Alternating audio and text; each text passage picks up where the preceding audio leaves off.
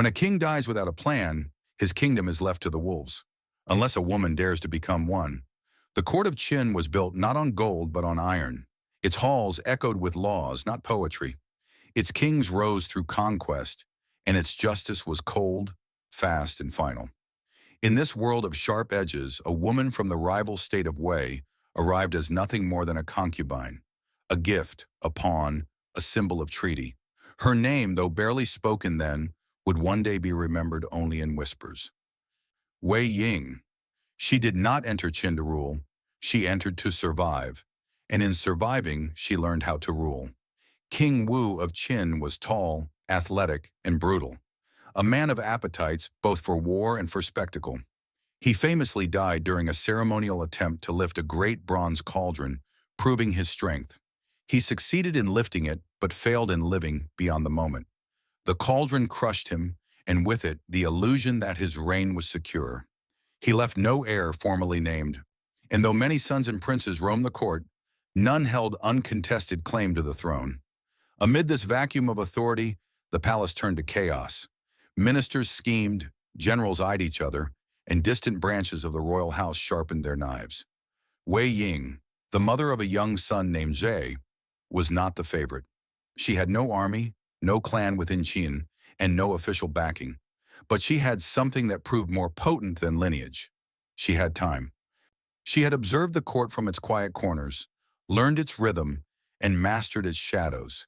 She knew which ministers drank too much, which generals had bastard children, which stewards owed gambling debts. She had paid attention not out of curiosity, but necessity.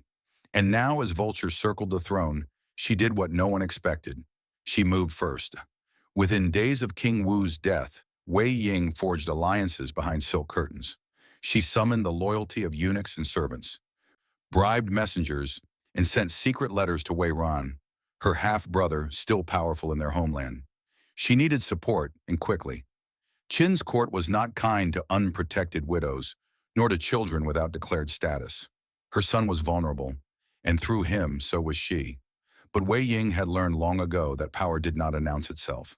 It whispered. She arranged for her son Zhe to be declared crown prince, not through decree, but through inevitability. One by one, rival claimants were disqualified. One prince had been born to a low-ranking servant. Another had recently fallen ill and was deemed too weak. A third had insulted a senior minister. Each reason was convenient, each disqualification suspicious. And at the center of this quiet culling stood Wei Ying, serene, silent, and watching. It was not enough to eliminate rivals. She needed presence. She needed fear. So she began appearing in court, not in mourning black, but in dark crimson, the color of old blood and royal mandate. She held no title, but she occupied the seat reserved for the Queen Mother. No one challenged her. In a court defined by violence and hierarchy, such an act would have been suicidal. Instead, they watched, they whispered, and they began to obey. Her son, still barely a teenager, was brought into public view as the new King Zhaoxiang of Qin. He sat upon the dragon throne with shoulders too narrow for the robe he wore. His crown slipped often. His eyes darted. He was not yet a king. He was a symbol. And symbols, as Wei Ying knew, could be wielded like swords. Behind the throne, she began to rule. She did not claim regency. That would have been too obvious. Instead, she governed through the invisible architecture of fear and favor. She rewarded silence with promotion, dissent with exile. She created a court within the court, a web of informants, loyalists, and intermediaries that reported not to the king, but to her. Ministers who had once scoffed at the thought of female leadership now bowed when she entered. Not because they respected her, but because they feared what she knew. Her greatest maneuver came not within Qin, but beyond its borders. She summoned Wei Ran, her half-brother, from their homeland. He had once been a minor noble, dismissed by larger clans. Now, under her patronage, he became Chancellor of Qin, a position of immense power. The message was clear. Loyalty to the Queen Dowager would be rewarded with kingdoms. Opposition would find its name erased. And yet, for all her influence, Wei Ying never called herself queen. She allowed the court to invent titles for her: Mother of the Nation, Guardian of the Throne, the Crimson Regent. But she never corrected or affirmed them. Power, she believed, was most effective when it was not claimed outright. The moment one reaches for the crown, enemies know where to strike. But when power is everywhere and nowhere, how does one kill it? Years passed. The young king grew older. His voice deepened. His shoulders broadened. But his throne remained occupied in spirit by his mother. He signed edicts she had reviewed. He met ambassadors she had coached. The ministers bowed to him, but reported to her. Zhaoxiang, for all his lineage and title, was still a boy beneath the gaze of a mother who had raised him for empire, not affection. Yet within the quiet of her chambers, Wei Ying was not without burden. Power is a beast that demands constant feeding. The very men she elevated, Wei Ran chief among them, began to believe their own illusions. They wielded armies, passed reforms, collected bribes, and whispered dreams of their own dynasties. The Queen Dowager watched. She did not stop them. She let them climb. And she noted how high they went and how far they would fall when the moment came. Her court was not built on trust. It was built on understanding. Loyalty was currency, and betrayal was predictable. She planned not for peace but for contingency. Every ally had a rival. Every minister had a spy. Every decision, a shadow. What the court did not know, what even her son did not understand, was that Wei Ying had never truly stopped being a hostage. Born in Wei, sent to Qin, raised in the palace, and married to a man who viewed her as a political token, she had lived every day on the edge of annihilation. Her survival was not luck. It was calculation. And now, as mother to a king, she wielded the same tools she had once used to stay alive, now used to build an empire. But empires built in silence often collapse in screams. Zhaoxiang began to grow restless. He attended court without her. He met generals in private. He spoke of reforms, of command, of kingship. He was no longer content to be a symbol. He wanted to rule, and in wanting that, he became dangerous, not to the ministers, but to his mother. Wei Ying watched him the way a sculptor watches a statue take shape, proud but wary. She had molded him from fear, ambition, and necessity, but now he moved with confidence she had not given. He asked questions she had not prepared for. He eyed her position not with reverence but with calculation.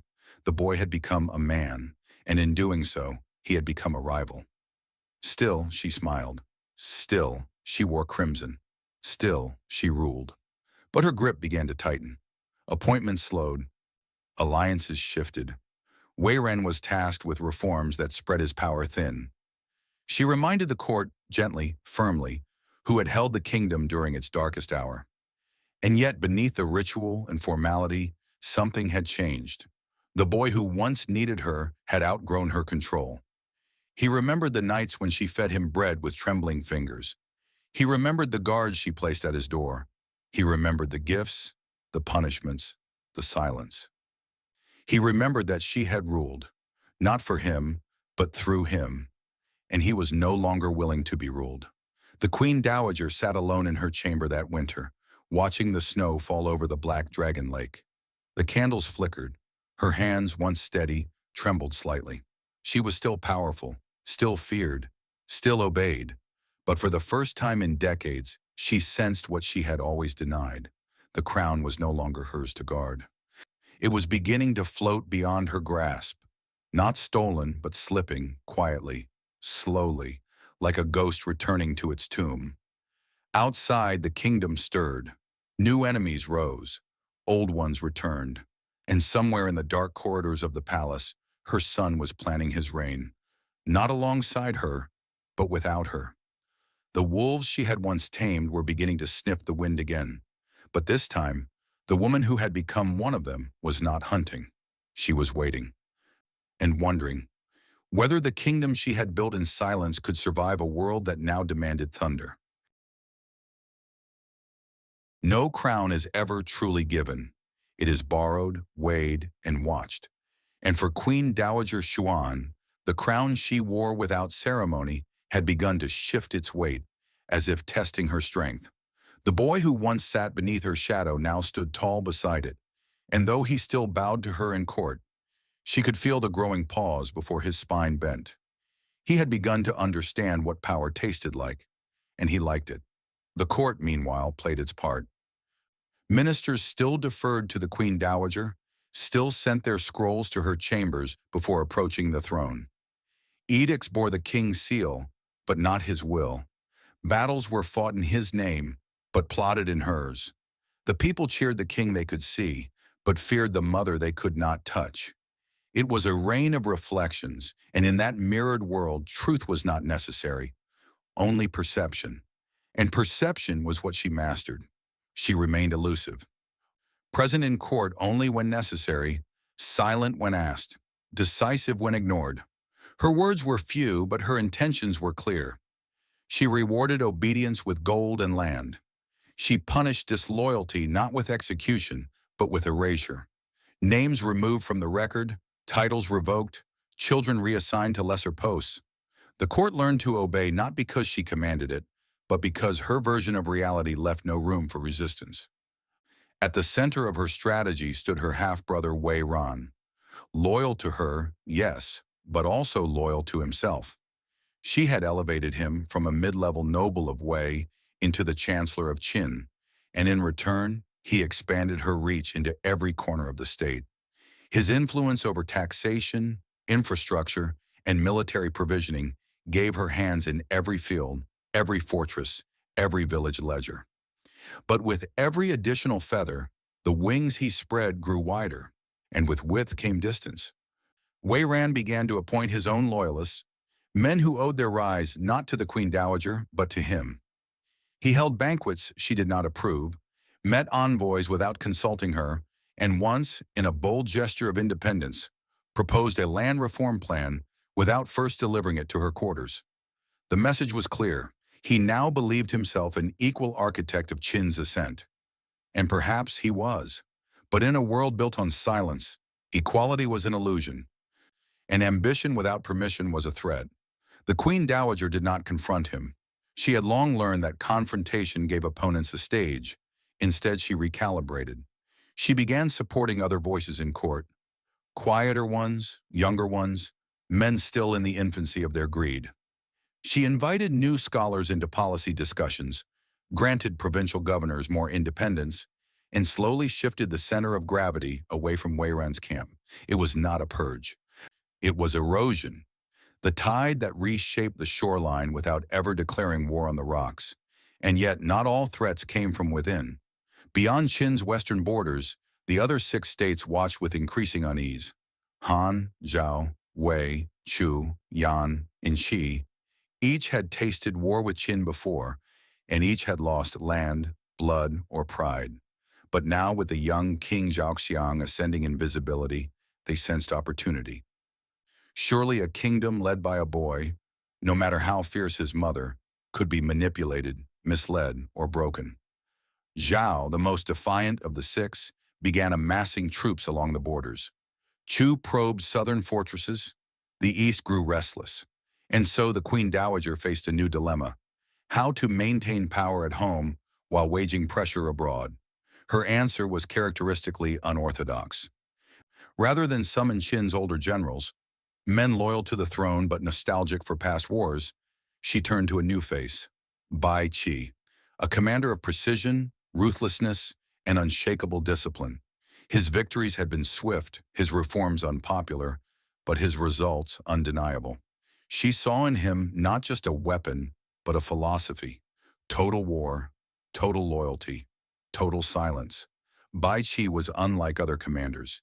He did not drink, did not write poetry, did not maintain a household in the capital.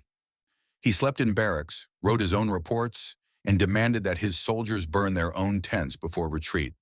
Where other generals saw glory, he saw logistics. Where others honored gods, he honored discipline. He was in many ways the military mirror of the Queen Dowager herself: emotionless, efficient, and deadly. Under her patronage, Bai Qi began a series of brutal campaigns against Han and Wei. Fortresses fell like wheat before scythes.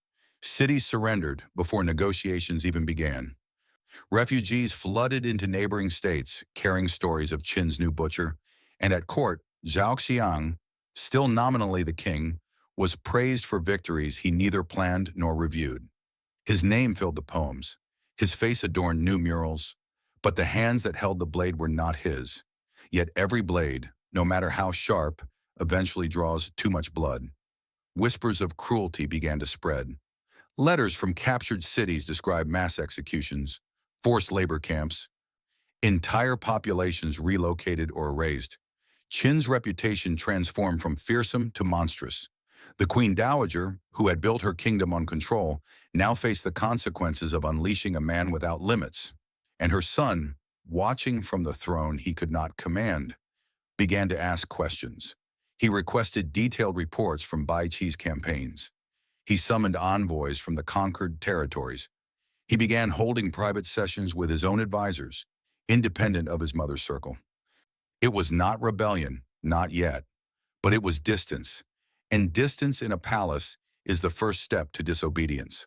For the first time, Queen Dowager Xuan began to feel the edges of her reign fray. The ministers no longer whispered as quietly when she passed.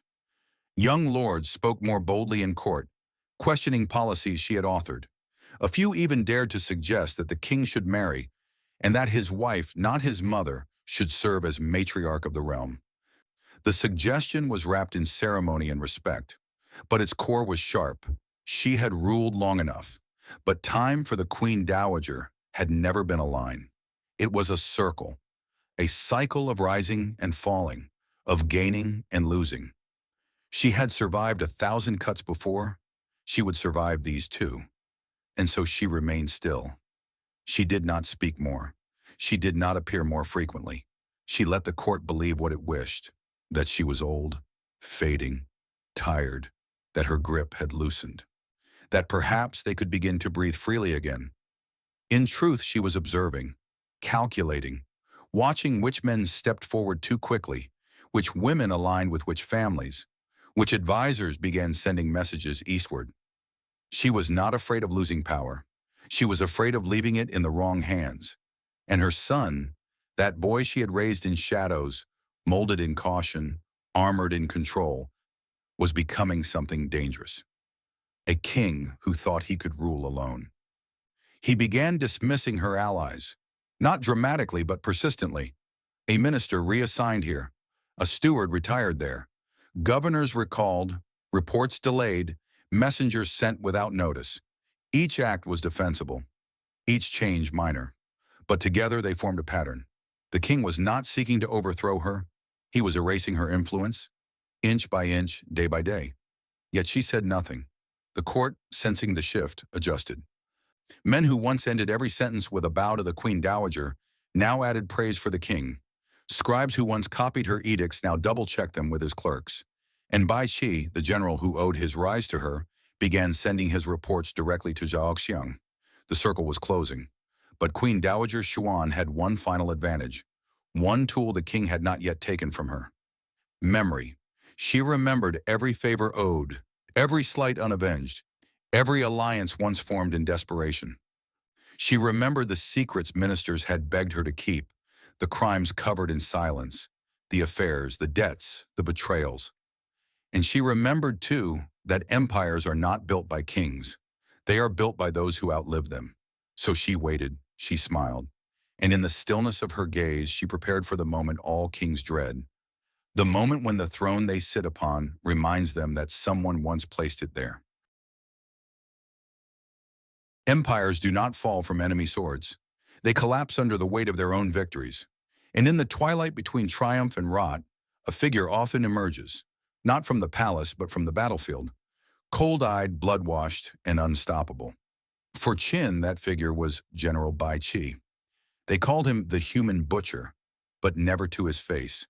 In the capital, his name was spoken in lowered tones, half in reverence, half in dread.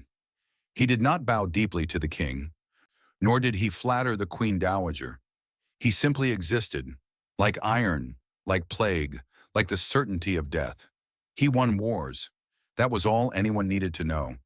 And for years, that was all Queen Dowager Xuan cared about.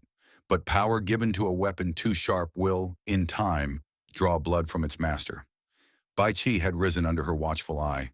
She had seen in him the cold logic of empire, a man who understood that mercy was often a delay in disguise. He conquered not through overwhelming force, but through annihilation of morale. He broke nations not by destroying their armies, but by making their people believe resistance was suicidal. In Han, he burned fields ahead of harvest. In Wei, he left captured generals crucified outside city walls. Every campaign was a lesson, every victory a warning, and every warning was ignored. The Queen Dowager had chosen him because she believed she could control him. After all, she did not need affection, she required obedience. And Bai Qi, for a time, had given it. He never questioned her commands, never negotiated his terms. He was efficient, distant, reliable, a blade without emotion. But the thing about blades is that they grow dull when they are not constantly sharpened, or dangerously independent when they are. At court, his victories mounted. Qin was swelling in strength, prestige, and terror. Tribute flowed in. Rivals sued for peace. Scholars began composing poetry celebrating the glory of the king's reign. Never naming Bai Qi, but always invoking his deeds. And yet, with every stanza written, the divide between the palace and the field widened. Bai Qi began ignoring directives that contradicted battlefield conditions. He delayed replies to ministerial inquiries. He executed captured nobles without prior approval. The chain of command that once ran through Queen Dowager Xuan began to fray at its links. The young King Zhaoxiang found in Bai Qi a paradox. He was the embodiment of Qin's dominance, yet a threat to royal authority. The king needed his victories but feared the man delivering them. He admired Bai Qi's strength, yet loathed how little of it he controlled. And so he did what kings often do when threatened. He tried to befriend the blade. Zhaoxiang summoned Bai Qi to court more often, lavished him with titles, gifted him estates, paraded him through the capital. The general, silent as always, accepted. But he did not change. He made no effort to feign humility, no gesture toward allegiance beyond necessity. To the king it was defiance. To the Queen Dowager it was something worse. Visibility. For years, she had ruled without being seen. That had been her gift, her survival. But Bai Qi, by his very nature, demanded attention. His victories could not be hidden. His methods, no matter how unspoken, left trails of bodies that even censors could not erase. And in every whisper of his name, the court began to ask a question too dangerous to be uttered aloud. Who really made Qin great? The Queen Dowager could not let the question linger. She understood that power is not lost in a moment, but in erosion, when the people begin to look elsewhere for their salvation, when loyalty becomes curiosity, when fear turns into awe. Bai Qi, for all his silence, had become a symbol, and symbols once worshipped are hard to unseat. She acted as she always had, not with overt censure, but with precision. First, she limited his supply routes, citing logistical reviews. Then she restructured the chain of command so that military intelligence passed through ministers loyal to her. She appointed a new auditor general to the army, a bureaucrat with no experience but complete allegiance to her will. The moves were subtle, political, and suffocating, but Bai Qi did not resist. That more than anything unnerved her. She expected a protest, a resignation, even a show of military force. But the general said nothing. He accepted the constraints. He followed orders. And then he returned to the battlefield and won more decisively than ever. It was as if he were proving a point. He did not need her, and perhaps she realized he never had. Meanwhile, Zhaoxiang sensed the shifting tides. His mother, once the immovable center of the court, now seemed preoccupied. Her meetings grew shorter, her interventions more cautious. The ministers, who once looked to her for direction, began testing their own paths. The court was learning to walk without her, carefully, clumsily, but with increasing speed. He saw in Bai Qi a tool, but also a mirror. The general did not ask permission to succeed. He simply did. The king, hungry to step out of his mother's shadow, wanted the same for himself. So he began to play both sides, praising Bai Qi in public, then reassuring his mother in private. It was a dangerous game, and one that neither player could afford to lose.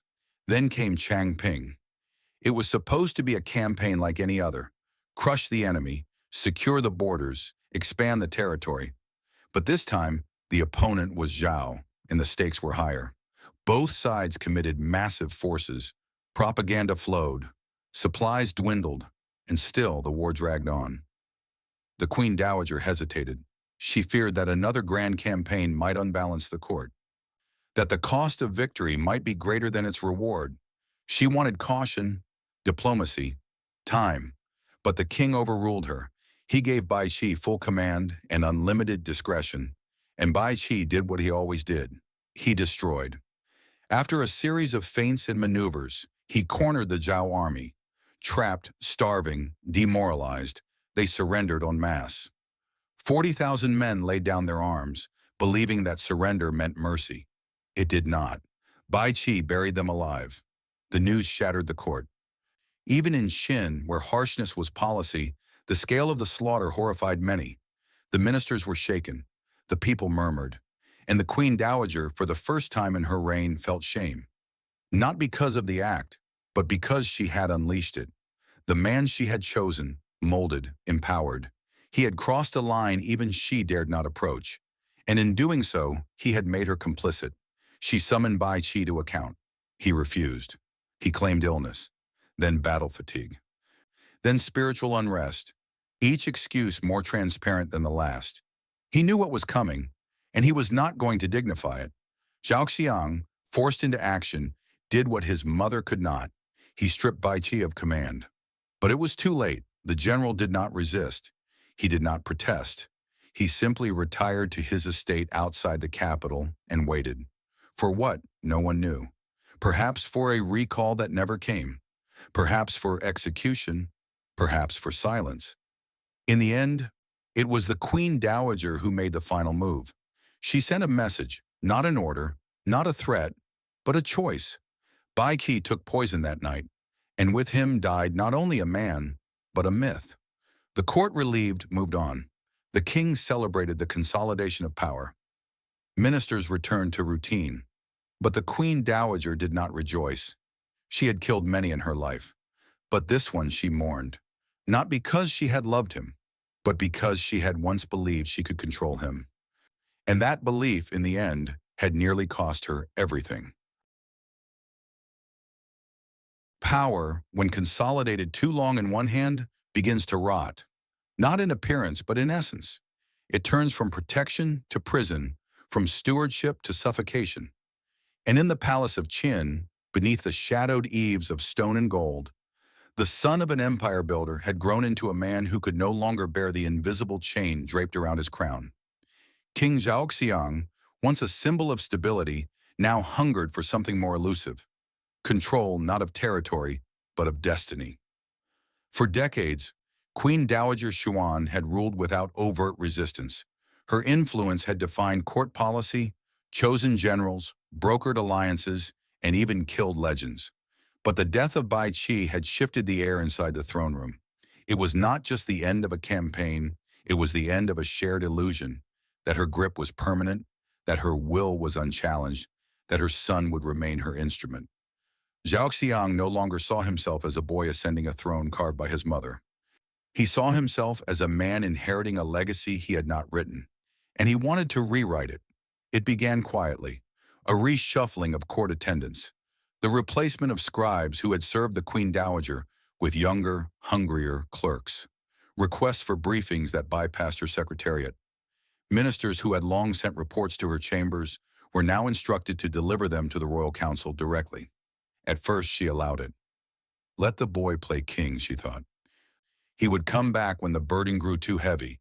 But he didn't. He kept moving. He began forming his own inner circle. Strategists, commanders, philosophers, all men who owed him, not her, for their positions. They were not loyal to the past. They were devoted to the future, his future. And in every whispered session in late-night council, a new vision of Qin emerged, one less tethered to the systems his mother had built, more eager for innovation, for legacy, for independence.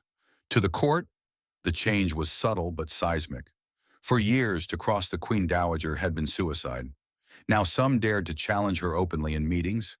Others rolled their eyes when she spoke. Some ministers began referring to the king as the true architect of Qin's rise, a phrase that would have been unthinkable a few winters ago. The old order was cracking, but Queen Dowager Xuan was not one to retreat.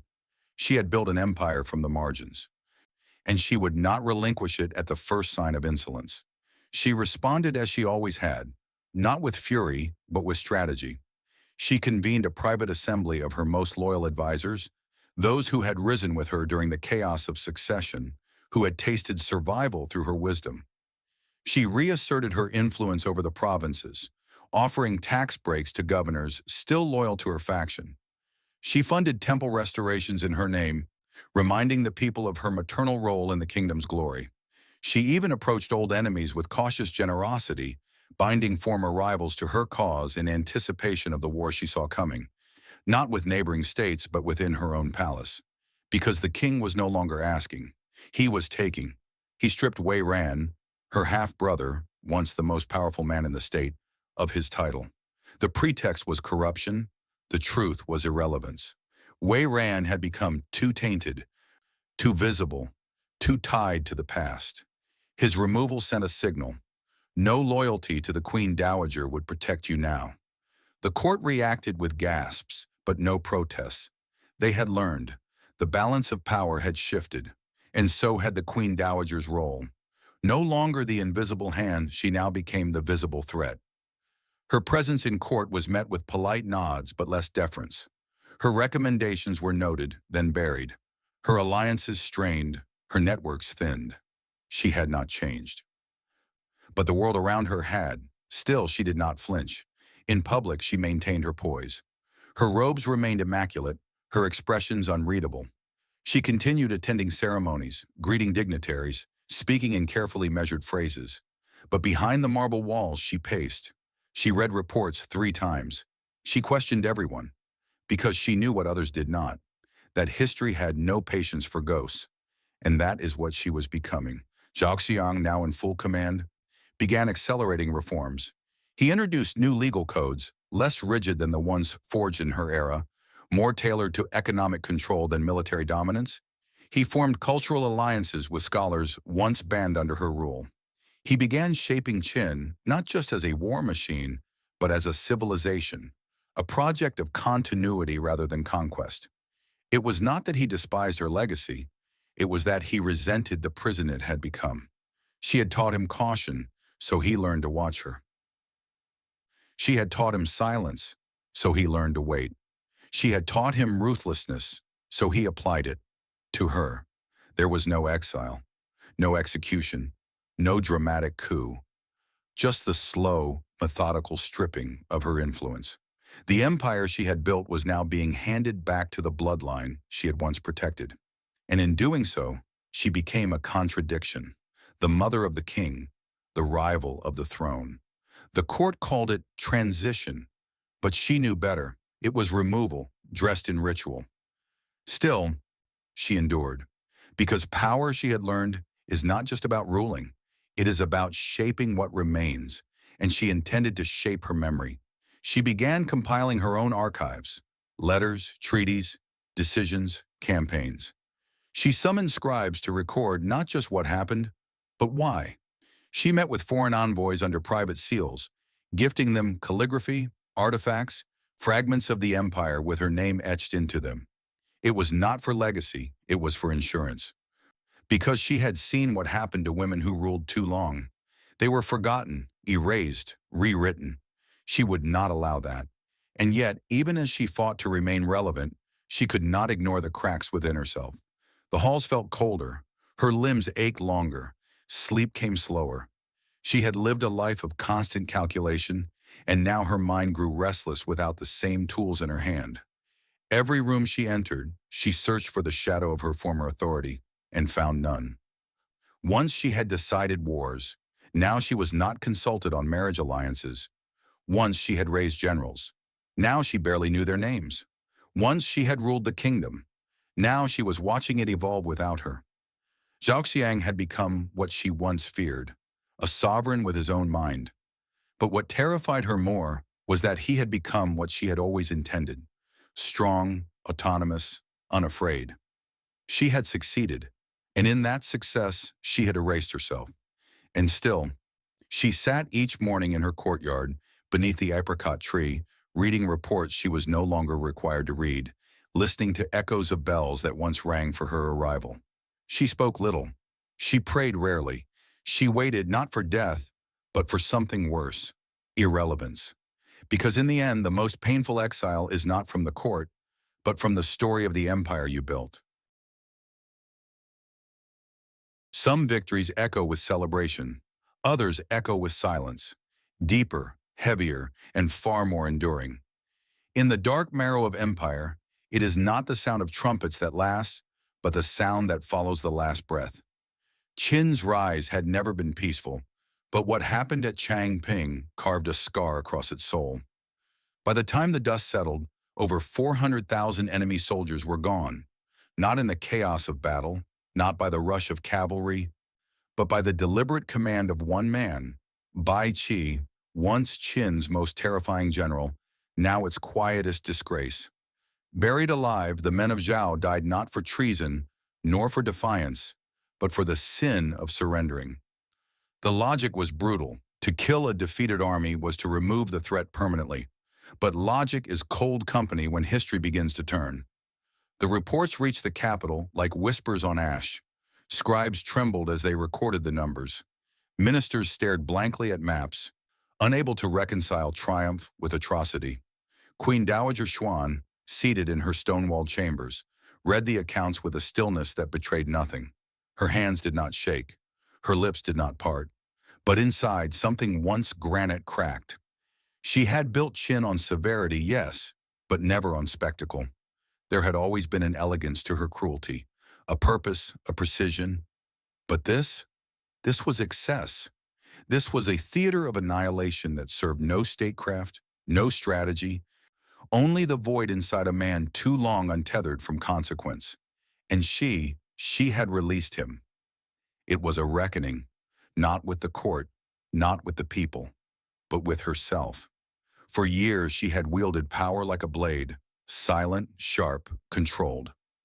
Bai Qi had been her most effective weapon, forged in necessity, but weapons, once loosed, obey no further hand. The death toll was no longer just Zhao's burden, it was Qin's, and the stain had begun to spread. Inside the palace, dissent festered beneath ritual. Some ministers spoke in favor of the slaughter, calling it a righteous blow against resistance. Others whispered of madness, of spiritual imbalance, of a curse invited by the gods. Temples saw an influx of offerings. Oracles were consulted in secret. Something had shifted, not in borders or wealth, but in belief. The state had crossed a threshold and not everyone could follow. Zhaoxiang was unprepared for the reaction. The boy who had been molded in quiet ambition now faced the fury of ghosts. He had given Bai Qi the command. He had received the glory. But now he found himself cornered, not by enemy blades, but by the weight of consequence. He turned to the only person who had ever known how to bury scandal with precision, his mother. But she no longer answered quickly. The Queen Dowager, once the fortress behind every crisis, now moved like stone beneath water, slow, deliberate, unreadable. The man who had once waited for her approval now waited for her forgiveness. But she gave neither, not because she hated him, but because she recognized herself in him. And that frightened her more than any enemy army. She had raised a king who no longer needed her. And in that independence, he had mirrored her coldness too perfectly. Still, a kingdom could not be built on guilt. It had to move. Zhaoxiang, with no further patience for the ghost of Bai Qi, stripped the general of his remaining titles. The public reason was honorably staged retirement. The private message was exile. But Bai Qi, true to his legend, did not protest. He simply vanished from public life, retreating to a villa near the river, where he was said to walk the shore at dusk, counting stones. No visitors, no letters, only silence. And yet silence, once useful, now became dangerous. The court began to speculate. Was Bai Qi writing memoirs, planning revenge, conspiring with foreign states? His very existence was a threat. a living reminder of how absolute Qin's violence had become. And the Queen Dowager knew what must be done. She did not consult the king. She did not speak to the ministers. She sent a note. Short, unadorned, final. Bai Qi read it alone, and the next morning he was found cold in his chamber, an empty porcelain vial beside his bed. The official story said he died of illness. The court mourned in ritual, but the city knew. And behind closed doors, the ministers exhaled not sorrow, but relief. Another shadow had been removed, another legend buried beneath the stonework of Qin. But in the Queen Dowager's private study, where ink still stained the corners of scrolls, where the scent of lacquered cedar lingered from decades past, there was no relief. Only silence, the kind that comes not from the absence of sound, but from the weight of what has been unsaid too long. She had known what Bai Qi was. She had known what it meant to let him act freely, and she had known the price. But still she had waited, watched, and now the blood of hundreds of thousands stained not her robe, but her legacy. Zhaoxiang, in his way, mourned differently, not for Bai Qi, whom he feared, nor for the soldiers of Zhao, whom he barely remembered, but for the realization that his reign, his true reign, had begun with a ghost he could not escape. Every policy, every edict, every festival thereafter carried the echo of what had been buried alive, not just soldiers, but the moral line of Qin itself. He began to change, not visibly, not dramatically, but inwardly. He trusted fewer men, held longer audiences with foreign envoys, spent more time reading reports and less time in ceremonies. He had inherited a kingdom of iron and discipline, and now he sought something more elusive, control not only of land, but of history. And yet, for all his newfound authority, there was one chamber he could not enter, one mind he could not unlock. His mother remained, as always, just out of reach. She no longer interfered, but she watched. She no longer guided, but she remembered. And in that remembering, she retained the last kind of power that matters, the power of witness. The court feared her less. The people mentioned her name less. But her presence endured, not as queen, not as regent, as the quiet force that had once shaped every breath the kingdom took. Now, she breathed alone, and in that solitude she began to understand the cruel paradox of rulers who win. They build empires, they bury their enemies, but in the end, they are left alone with the silence they created. And it is that silence that kills more surely than any blade. Time in the empire of Qin was not measured by years or victories, but by silence. And in the final phase of Queen Dowager Xuan's life, that silence no longer obeyed her. It surrounded her, consumed her, defined her. She had once ruled from behind screens of silk and veils of ritual, her words shaping the trajectory of kingdoms. But now those screens were drawn back, and the light that spilled in revealed something more fragile than power: absence. She no longer held court, no longer issued policy, no longer corrected her son. Instead, she drifted through the corridors like an echo of an old regime. Servants bowed out of habit. Ministers addressed her with titles whose meaning had long since faded. Her presence was tolerated, sometimes respected, occasionally feared, but never sought. She had become what all rulers eventually become when they outlive their use: a memory wearing a human face. Zhaoxiang no longer asked for her counsel. His statecraft was his own now. His alliances, his wars, his reforms, none bore her fingerprints. She had shaped the stage, and now he performed without her. And yet, he never dared remove her completely. Some instinct deeper than politics kept her name etched on ceremonial scrolls, her seat maintained at court rituals, her quarters untouched. Not out of reverence, but out of caution. Because deep within, he knew, empires can forget tyrants, but they never fully erase architects. In the quiet gardens of the inner palace, where plum trees bloomed with indifferent elegance, she began to count time not in seasons, but in shifts of light. Morning was when the scribes no longer arrived. Midday was when no more reports came. Evening was when she no longer waited for summons.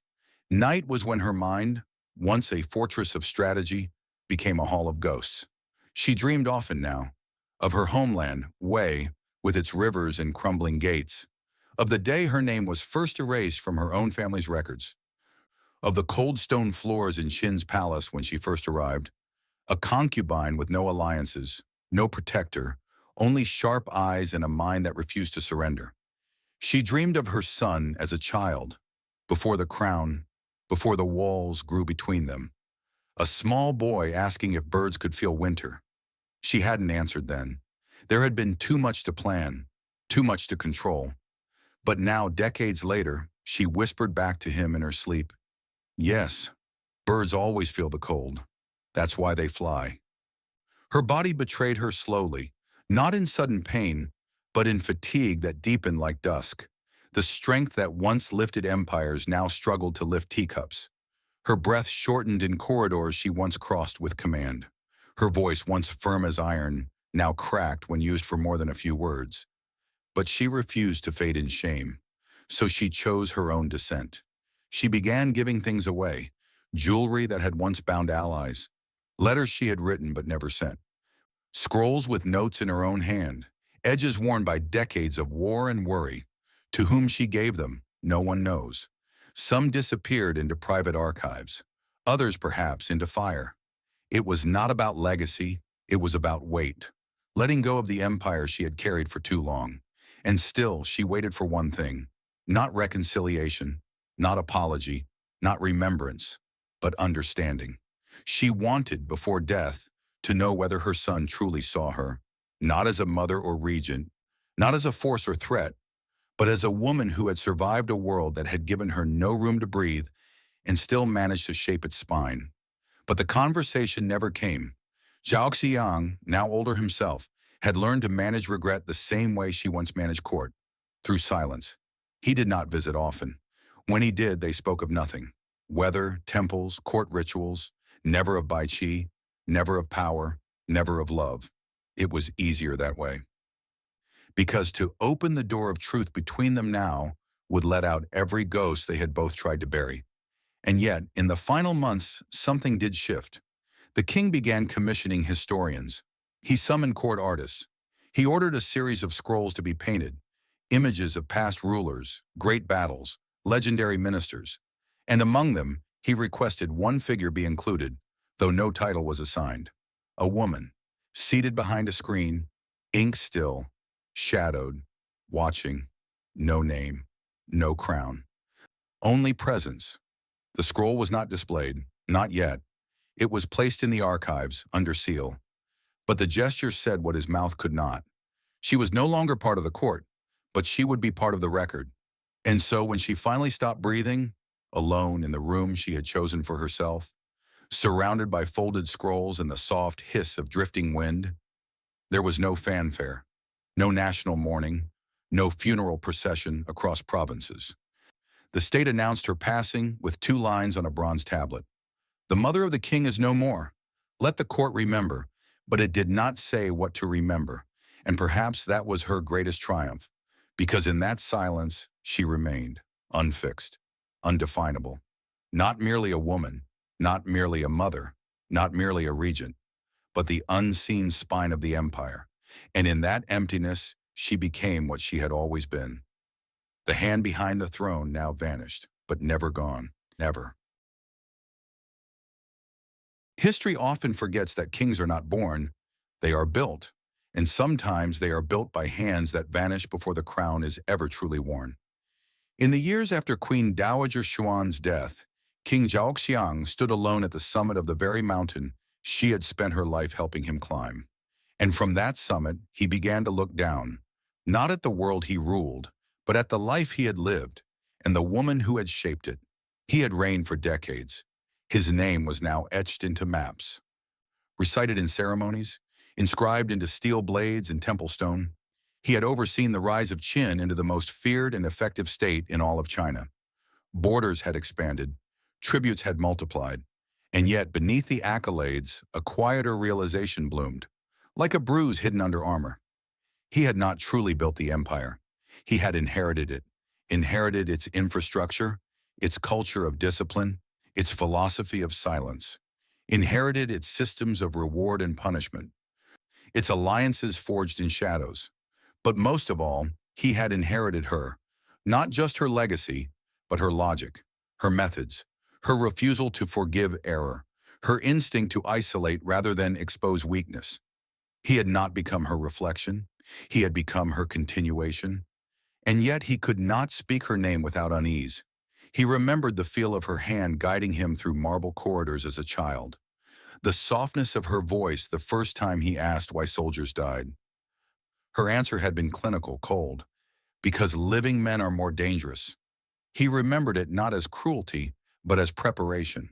She had trained him to view people not as souls, but as variables, and he had obeyed. He remembered the nights when he sat outside her chamber, waiting to be summoned. Sometimes he was, sometimes he wasn't. On those quiet nights when candles flickered behind paper walls, he wondered whether she loved him or simply needed him to exist. Was he her child or her instrument?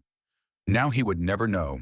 She had died without revealing it, without writing him a letter, without blessing or warning or farewell. She had slipped away like everything she had ever taught him, deliberate, clean, silent. He tried in those years to justify it, tried to believe that her distance was love, masked as discipline, that her control was a shield, not a cage, that the empire she left him was not a monument to herself, but a gift to him. But each time he tried to speak those thoughts aloud, they caught in his throat like dry ash, because part of him knew the truth. He had been raised to rule, but not to feel, trained to endure, but not to trust. He was emperor in all but name, and yet, emotionally, he was a castaway stranded in the palace she once ruled. He began walking the gardens she once favored, standing where she once sat, watching the horizon where her gaze had often settled, trying to see what she saw, trying to understand the shape of her silence. He asked no one to join him. He asked no one to speak of her.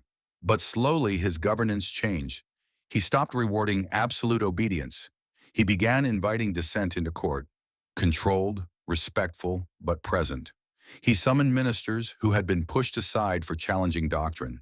He restored families once destroyed for petty suspicion. It was not a reform of the state. It was a reform of the mind, his mind, because Zhaoxiang had begun to understand something his mother never taught him, that an empire is not held together only by discipline. It is held together by memory, by meaning, by the stories people tell themselves about who they serve and why. And the story he had inherited, the story of conquest, suppression, control, was crumbling beneath its own weight. It had worked, but it could not last. And so he began to reshape the narrative, not by erasing her, but by repositioning her. He allowed the court artist to paint her again, but now not behind screens, not in shadows. She was depicted standing, not beside him, not above him, but alone. A figure in crimson robes, looking out across the yellow river. No crown, no title, just presence, just memory. He ordered the image displayed in the Hall of Ancestors. It caused debate. Some objected, others approved, but none could ignore it. In doing so, he changed her place in history, not as the ruler who refused to let go, but as the one who made rule possible.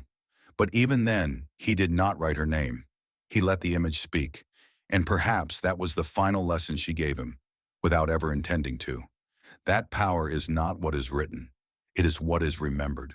He ruled for years after her death. His hair turned white. His eyes grew dim. But in the still hours when the palace quieted and even the guards ceased their murmuring, he would sit in the southern garden, where apricot blossoms drifted like lost feathers, and he would think of her, of the woman who gave him a kingdom, and the boy she raised not to need her, and the man he became in spite of her, or because of her. He never knew. He never would. And perhaps that not knowing was the truest shape of love they ever shared. Centuries later, the empire she had helped forge was gone. The dynasties that followed erased one another like sand brushed clean by tides of power, and yet the foundation they all stood upon remained, cold, ancient, and silent. Qin had become myth, then memory, then stone. And within that stone, if one looked closely, was her shape. Not a name carved in glory, not a face chiseled into marble, but the void where a woman once stood, ruling everything and credited with nothing. She was never given a temple name, never deified, never placed among the exalted ranks of sage kings or sainted mothers, but in the quiet records kept by the most obsessive scribes, in the margins of chronicles, in the folds of court diaries, in the back corners of bronze plaques. There are hints, mentions, half-lines. The mother who chose the chancellor. The woman who never wore the seal but held the map. The hand that moved the king before the king could speak.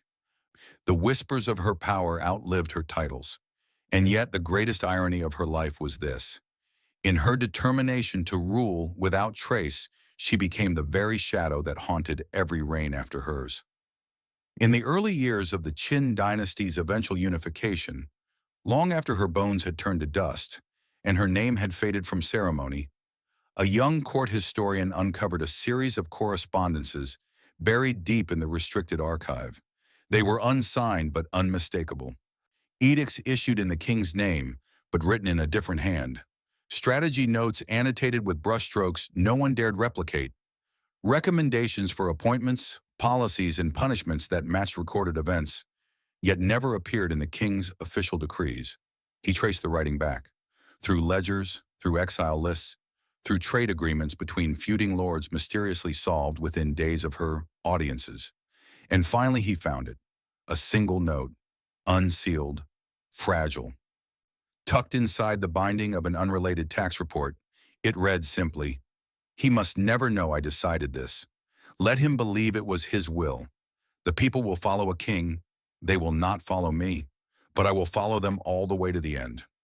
It was signed not with a name, but a symbol, an empty ring, a crown unclaimed. The historian didn't publish what he found. He knew what stories survived and what stories were permitted. But in his own personal scroll, which would not be discovered until centuries after his own death, he wrote a line that would come to define the enigma of Queen Dowager Xuan. They say Qin was born from war, but I believe it was born from a woman's silence, and perhaps that is the most enduring truth. She never wore the robe of state, never sat openly upon the throne, never declared herself sovereign, but she shaped the world that allowed a throne to exist. She redefined loyalty, not as devotion to a person, but as survival of a structure. She transformed maternal instinct into national architecture.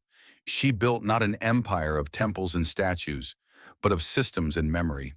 And in doing so, she left behind no crown, no mausoleum, no legend chanted in streets.